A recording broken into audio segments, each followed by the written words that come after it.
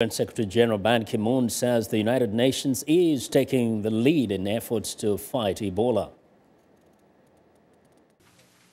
He told reporters Tuesday that he and the World Health Organization Director General Margaret Chan will outline an international plan on Thursday during an emergency meeting of the UN Security Council.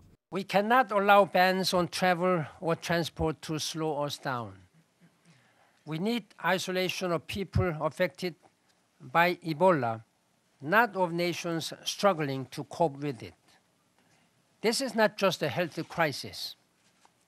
It has grave humanitarian, economic, and social consequences that could spread far beyond and affected countries.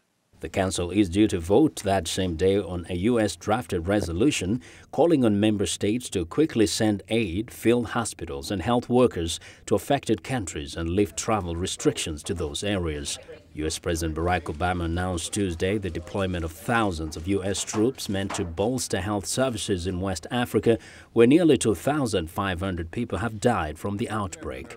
So this is an epidemic that is not just a threat to regional security. It's a potential threat to global security. If these countries break down, if their economies break down, if people panic, that has profound effects on all of us, even if we are not directly contracting the disease.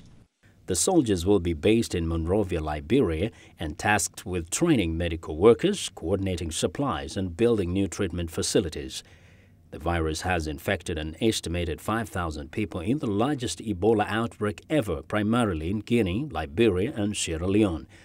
U.S. Dr. Ken Brantley, who contracted Ebola after treating patients in Liberia, was critical of the international response to the outbreak Tuesday when he testified before a congressional panel.